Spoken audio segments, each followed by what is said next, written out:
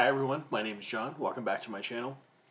I wanted today to review a book that I read over 2 years ago. It was one of the first books I read for this year-long event that I'm a co-host of called Historathon. First when it was back when it was first created in 2023. And it gave me an excuse to pick up this biography, which gets a lot of traction on YouTube, by Stacy Schiff, and it is, as you can tell by the thumbnail, Stacy Schiff's biography of Cleopatra. Cleopatra, a life. And Cleopatra is hard to write about. And I want to use this review as kind of an explanation of why she's hard to write about. And why the biography, I think for me, comes off as being a little bit lackluster because of those reasons. Cleopatra occupies a sort of unusual, precarious spot in our historical imaginations. We know that she's a real person. She really lived, but her distance from us, historically, combined with the fact that most of what we know about her comes from only a small handful of ancient historians, and those historians, all being men, gives her a kind of mystique that some of her contemporaries didn't exactly have. What interests me most about this book isn't so much Stacy Schiff's narrative.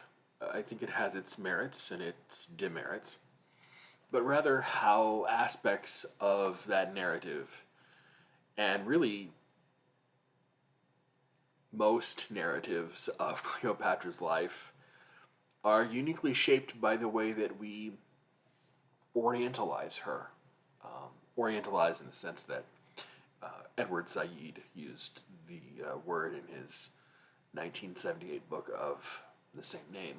Orientalism, not orientalize, but Cleopatra was always seen as an outsider, and can't really seem to shake the reputation even 20 centuries after her death. She was born in Egypt, but came from Macedonian blood. In her later years, Egypt became sort of a client state, a vassal state of Rome, that was meant to do little more than to prop up the Roman Empire on the world stage.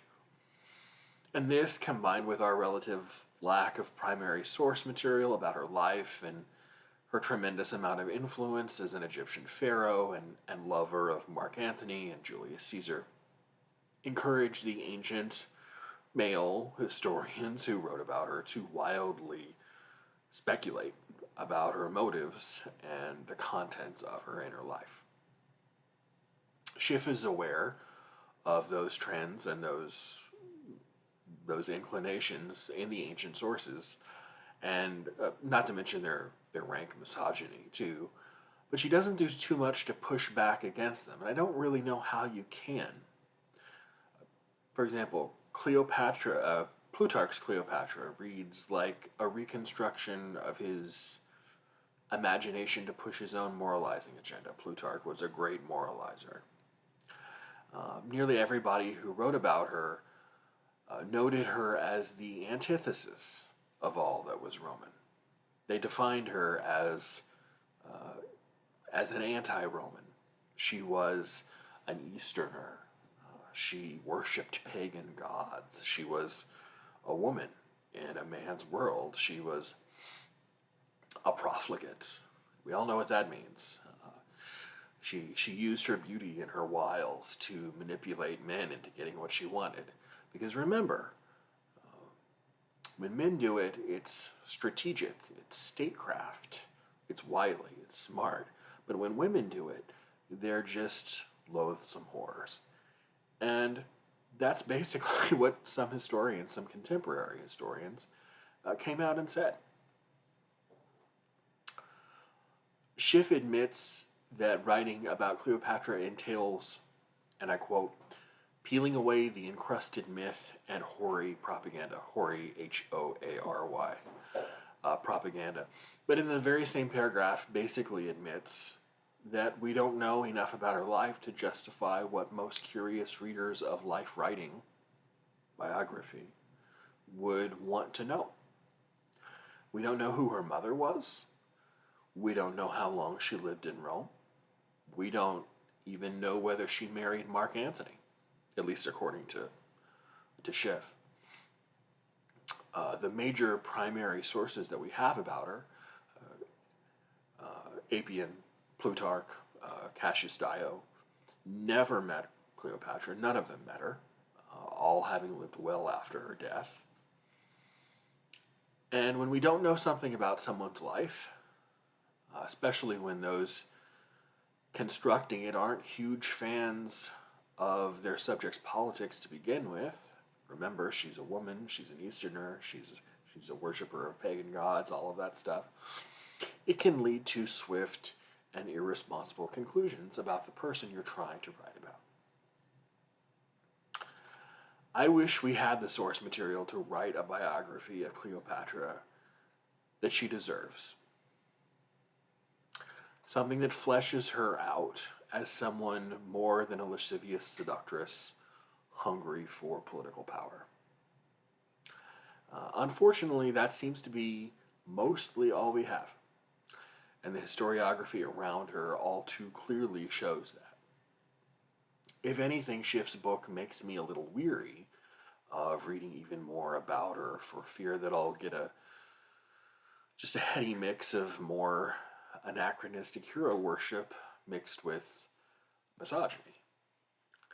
And all of this is to sidestep the veritable landmines around the Netflix documentary that came out a couple of years ago that apparently was based on the book produced by, you guessed it, that world-renowned Egyptologist, Jada Pinkett Smith.